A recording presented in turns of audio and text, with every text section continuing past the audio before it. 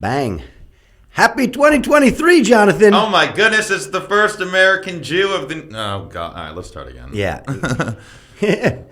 Oh boy, happy 2023, Jonathan. Thank you. Hey, it's the first American Jew of 2023. Yeah. We made it another year. Happy Jew year to you. Oh boy, are you excited? You got any resolutions going on? I decided years ago I make one resolution to make 0 resolutions. Okay, I guess that's a reasonable resolution. You know, if you do that resolution, you can pretty much make it happen. A lot of people make resolutions and then by February they're done with it. But the resolution to make no resolutions is pretty resolute. Well, you would think so, but actually it's sort of a paradox because I actually made the one resolution, so I'm kind of screwed to begin with. Oh, wow, okay. So you say just by making the resolution to not make any resolution, you already broke your own resolution. I painted myself into a corner is what I did, yeah. Oh, well, what could you do?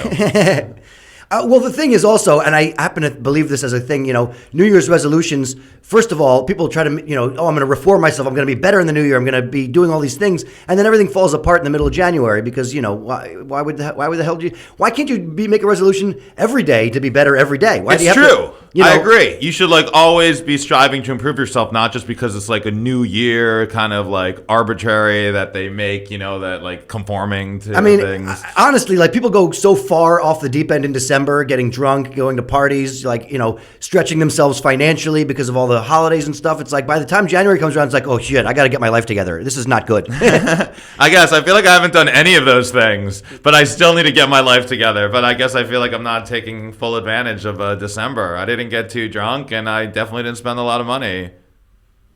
No, did you? I didn't spend that much money, I guess. I went skiing. Did you? So I spent, how much money did you actually spend on your ski trip, Jordan?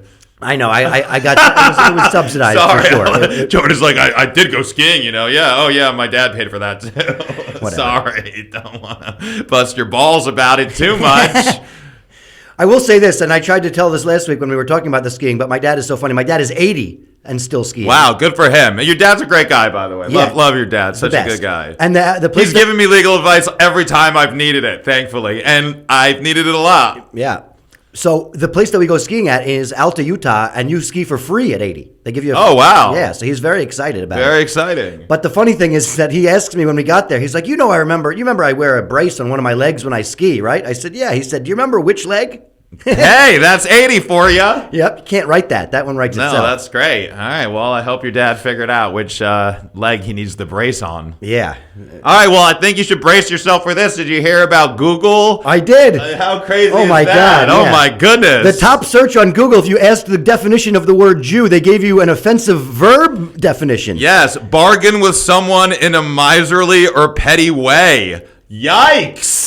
Often used as Jew down, as was the right. The engine also presented the word in various tenses, included Jewed and Jewing. Oy. Aye. Well, we are definitely doing a lot of Jewing in this podcast, and we're proud of it. We need to find a new search engine that that doesn't come up with the offensive ones at the beginning. Right, but thankfully, Google changed it and they fixed it to a member of the people and cultural community whose traditional religion is Judaism and who can trace their origins through the ancient Hebrew people of Israel to Abraham. That is definitely a more inclusive definition. I don't know about inclusive, but it's a nicer one. It's definitely a less anti-Semitic one, and it's definitely one that's more appropriate for Google. It reminded me of the joke. I don't know if you remember the comedian Dennis Wolfberg, Jewish comedian from the 80s, who used to... No, I don't remember him. He did a joke about how his wife's name was Sue, which to his people is usually a verb. Oh, okay. Hey. Sort of in the same vein, but a little cuter. Wow, that's probably the most shout out that guy's ever got ever. I doubt it. He was a funny guy. Oh, okay. Dennis Wolfberg. You look him up. Very funny. Okay, check out Dennis Wolfberg. Died Jordan's in the 90s, favorite but he's very Jewish funny. Dead comedian. Yes, he's the one that also did a joke about how when he was in Alabama for Hanukkah, somebody wished him a happy Chaka Khan. Oh, okay. Which is my favorite way to wish people a happy Hanukkah. Is that what you're saying? Happy Shaka Khan? I say happy Chaka Khan. I do the dance. Yeah. I get all crazy about it. Nice. I miss Hanukkah. I'm missing the sufganiyot already. God, I love those sufganiyot. I really got into them. I pigged out on so many sufganiyot, and then the night after Hanukkah, I was like, shit, I still want some sufganiyot, but I couldn't get any. I had to get Krispy Kreme. They got to change the definition of to Jew to really want and crave sufganiyot. How about that? Hey, I wouldn't mind that one. People who love donuts. That would be good. Yeah. So the definition, people who could trace back to Abraham, I think maybe we should talk about this week's Torah portion a little bit, because we could do that, but but first, the thing that's happening in Israel. The new government. They want to change the rule on who can claim to be Jewish to be able to return to Jewish homeland. This new government is actually horrible. Like, so they want to change that rule. Apparently, you have to be able to trace yourself back to Abraham now if you ever want to go to Israel as a Jew. Well, if you want to be able to participate in the law of return, right? Right. So now they want to make sure that you're like extra special Jewish to go to Israel. There are a lot of new things. They want to have a new discrimination thing that like businesses could refuse to serve members of LGBTQ community in a certain section of Israel. I don't think it's the entirety of Israel. Still, any part that's horrible. Yes. This is very, Well, that brings me to what I wanted to do this week's segment of You Need to Know, that two of the ministers in corrupt Netanyahu's new government are convicted criminals. Yeah. Convicted criminals. One of them for like inciting racism and supporting terrorism. We've talked about him before. Itamar Ben-Gvir, scum of the earth. And another one for like fraud and evading taxes. And that one is actually in 2 years going to be the finance minister. It makes no sense. It's really crazy. I'm reading this stuff, and Netanyahu basically is saying that he had to make these concessions to these radical groups in order to get them to come on to his side to make him prime minister. And when questioned about some of these like really heinous things, he's like, "Oh, don't worry, we're not going to do that." Actually, like what? Right, but he just sold himself out, which he's done a lot of, for the votes to be able to have more power and be able to be prime minister again. And I think we all need to be concerned with Israel's new government, and we need to stop giving blind allegiance as Jews to Israel for what they have done and what they are currently doing. And I think it's important that everybody knows that this new government has these awful people on them who are criminals, and it's not a good look for Israel, and that's something that you need to know. It's a really right-wing government that they're putting in place there, and the fact that they're going to be changing these rules of who can consider themselves to be Jewish, it excludes so many people, especially American Jews, are going to be disenfranchised by Israel. The whole thing is that like they say that you have to be, in order to embrace Judaism, you have to spread it. You have to be proud of it. Make sure that each Jew individually is responsible for carrying on the traditions of being Jewish. Right. In a good way. I think that's something that we actually try to do with the podcast, and we take a lot of pride in, especially when we're speaking out against Israel's human rights abuses, and we're trying to like flip the script on a way a lot of people perceive Jews. A lot of people give me a hard time about the videos that I make, especially Jewish people, and actually some friends, who have contacted me that I went to high school with, that I grew up with, that are like, Jonathan, what is going on with you right now? And just talk to them and sharing with them some of the messages that I get from different, people that believe, are Muslims or, just Arabs or whatever. And they are like, oh my gosh, like, we can't believe there are Jews like you out there. We have love for the Jewish people. It's just, what Israel's done, that's what we have problems with, and they're like, thanks for like bringing people together. And that's what we need. That's what we need more of. And that's not what this government is doing at all. And you actually spoke about how it's making things bad for American Jews so much that over 300 rabbis signed a letter saying that like this new government is an affront to Jewish values, that everybody should be very concerned and worried, and they're horrible. And it's like, yeah, more people need to do this. More people need to start stepping up. People are so afraid, and people have been so fucking brainwashed that they don't know. And like part of me like wants to have patience with them, and like I almost pity them because they have just this like, they don't know what the reality. They've just been fed like a whole plate of lies, and they've eaten it up because it's like what their parents were fed and what their parents before them were fed, and it's all not true. Well, it's also just the thing that I find is so judgmental. We've talked about this before a lot, about how the more ultra-Orthodox you get, the more judgmental some of these people are. Absolutely. Especially in regards to how Jewish you are, whether or not you're considered to be Jewish. They want to, this new government wants to basically deny anybody. Think everybody's a George Santos and they're just Jewish. Oh my God, I don't even want to go into the George Santos thing. We talked about that last week. Yeah, we did, but there's like more troubling stuff about him coming out as well. Like he's saying, the fact that he said that his mother died in 9/11 but it turned out she died in 2016. Like, I mean, it's... Oh, well, everything this guy said was a lie. But anyways. But, the fact that it's becoming harder to claim to be Jewish at the same time while we're trying to be like, there's all this Jewish persecution coming from outside. Why is there Jewish persecution coming from inside? Right? I know. We always talk about it, getting it from both ends, and a lot of that is because of Israel, And it's crazy that, anti-Semitism we've talked about is so prevalent, but there is a whole new breed of anti-Semitism that's just based on Israel's actions, and that is just going to be blowing up now. People have been commenting on some of my videos how they think it's almost a good thing because they think finally the world is going to come around and realize the crimes that Israel's committed and the bad things that Israel has done, and it's unfortunate, but something does need to change, and this government is absolutely atrocious. I mean, it's really, that's the whole thing too, is that people that don't live in Israel, the Jews that are in the diaspora, that are spread across the world, all have the understanding that we need to defend Israel so that we always have a Jewish homeland. Right. But but they're not living in that space. They're not part. According to this new government, they may not even be considered Jewish. Right, and I kind of have a real problem with this because what does it mean to defend Israel? Does it mean just to stand by silently while Israel does bad things? I don't know. To me, if you love somebody and they're doing something wrong, you call them out on it. Yeah. You confront them about it. You try to get them to change their ways because you love them and care about them. And I feel the same way about Israel. If all Jews, if they love Israel so much that they should want Israel to be right, to not abuse fundamental human rights of anybody. Yeah. They shouldn't want them to, discriminate against LGBT people or even about how Jewish you are and who's more Jewish and who's less Jewish. Right? Give me a reason to defend you and I will be on the front fucking lines. Right? It's not, a lot of people, you're just a hater of Israel. I'm not a hater of Israel. I just don't want Israel to be, the story of Israel to be just trenched in Palestinian blood. I want Israel, you don't think Israel's the right to exist? I think that's a dumb question. Does any place have the right to exist? Israel does exist. I want it to exist the right way, not over dead Palestinians' bodies, 100%. I mean, actually, good news out of Israel. I made a video about this just this morning.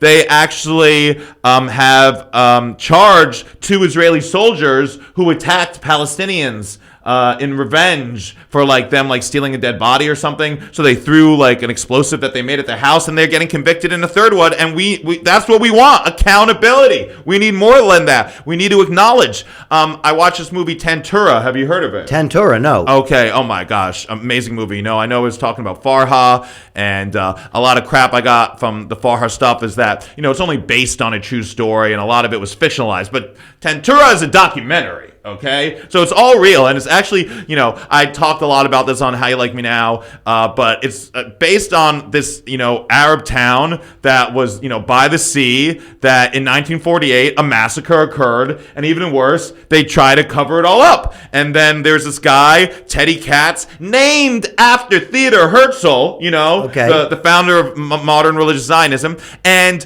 he wrote a thesis paper in university about the Torah article, the Torah massacre. He wrote his thesis about the Torah massacre, and it was he got a 97, and then a newspaper picked it up and ran with it, and then it all hell broke loose, and they shut it down, and they accused him of being a fraud, and he got sued. Hold on, and he had a this was a college paper or something. This was his master's thesis. His master's thesis. He got a 97, and he got a 97, and then a paper picked it up, and they basically ruined this guy's life. Oh man! And they made him sign a thing that it wasn't true, and then he signed it, and he instantly regretted signing it, and he wanted to say no, I don't believe that, I want to revoke my signature, and they refused to let him, and they ruined this guy's life. And then years later, these documentary filmmakers, they are telling his story, the story of what happened, the story of the cover-up, and the story how, Israel just really tries to push this narrative that all the Palestinians just got up and left, and that was the end of it. And no, they were either forced out or they left, fled because they were terrified for their lives because they heard about things that happened in Torah or Deir Yashin or all these other places where these horrible massacres occurred, and it's sad, and people just don't know that these things happen, and people are so quick to jump and be like, oh no, it's anti-Semitic. It's not anti-Semitic. The truth isn't anti-Semitic. I would almost argue that it's anti-Semitic to cover up the atrocities that was committed in Israel. And listen, not all IDF members are atrocious, horrible people. But to say, especially in 1948, that there weren't some that definitely did shady ass shit, you're crazy. There were a lot that wanted to get revenge for things that happened to their families at the hands of Arabs, or just, there were European Jews that escaped the Holocaust that were coming over that, had that kind of mentality, and they did shady shit, and that's just what happened, and we got to acknowledge it. There was a university professor from Haifa who, this one part, that really stuck with me. He talks about how in Australia, the Aborigine people still face a lot of hardships. But Australia takes every chance it gets to, acknowledge them, acknowledge what has happened to them, to make memorials, to acknowledge the pain that they've had. And Israel doesn't do any of that. And there's no way there's going to be peace. I mean, there's already a really hard time with peace with Netanyahu's new fucking government. But until Israel starts acknowledging what they've done, we're never going to be able to move forward in peace. Tantura right now, I just want to say this last thing. There was a mass grave that they buried tons of bodies, and now it's a parking lot for a beach. No, there should be a memorial there for what happened in Tantura. Right. I mean, I got a lot of jokes swirling in my head. Like, how is there handicap parking? Is there is there Jewish parking? I think it's more than just the Israeli government taking accountability and acknowledging some of these things. I think it's important that the Jewish community worldwide acknowledges some of this stuff. That you have to make an argument for why we should defend Israel, that acknowledges that we've got a checkered past, but we still have to work together to create a homeland for peace for ourselves. Absolutely. I just think that when you sweep that stuff under the rug, it just furthers the disinformation for the next generation.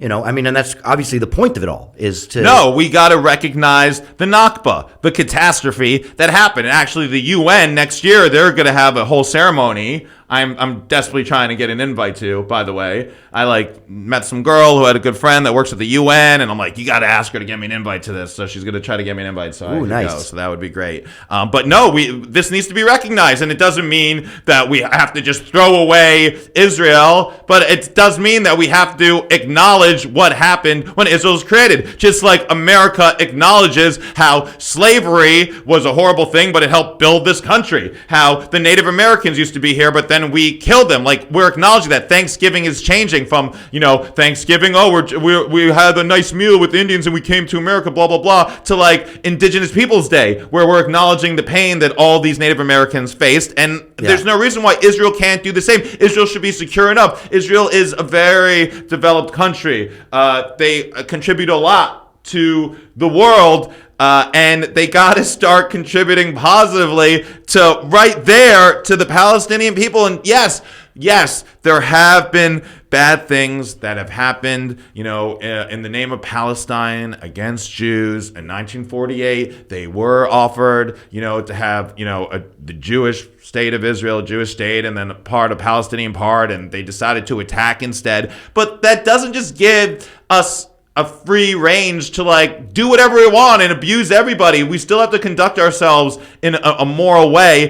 More so, I would say, than other people, because we're supposed to be the chosen people. We're supposed to be the best. You're supposed to be an example. Yes, we are supposed to be an example, and we got to do the Tikkun Olam to make the world a better place. We got to do Teshuvah, another thing I recently made a video about.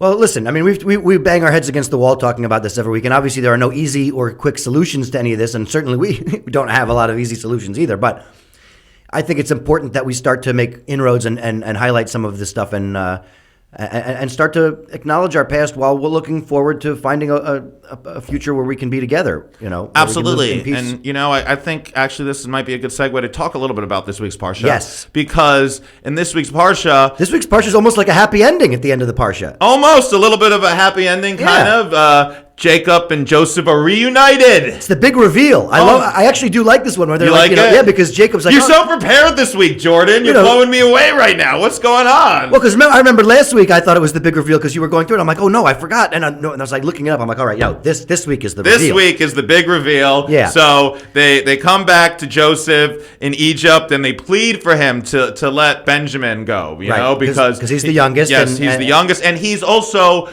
the only other son of Rachel, who was Jacob's favorite wife. Right. Okay? And he since- loved them the best, and then he was so, he lost Rachel, she dies, and of course Joseph was, sold in slavery, and now Benjamin's gone, so it's very sad. Very sad. And then one of the brothers is like, no, take me, I will give my life, please let him go, and Joseph is so moved by this, and he's just like, it is I, Joseph. I'm your brother. Is my father still alive? And they're like, oh my goodness, and they go get him, and they move from the land of Canaan, the land that apparently God promised Abraham, which is kind of like what Israel is. Right. They left Canaan to go to Egypt, and then because there was famine, and that's where the food was, thanks to Joseph, who interpreted the dreams, and he had the idea for the 7 years that they were going to have good crops to save them, so the 7 years they bad. Right. So then they had the crops, and of course Joseph is like, no, it's okay. The brothers are like, we're sorry, and he's like, it's okay. If you guys didn't sell me into slavery, we'd all be dead. It all worked out, which is right. He's like, the interesting. prophecy was good. You guys didn't abandon me. God put me on this path Right. to make sure we would all prosper now. Which I think is actually, something that, I've been thinking a lot more about in my life, which is about the way we perceive things, Okay. How something could happen and we could perceive it as being such a horrible, bad thing. But then later in life, we realize, oh no, that was actually a good thing.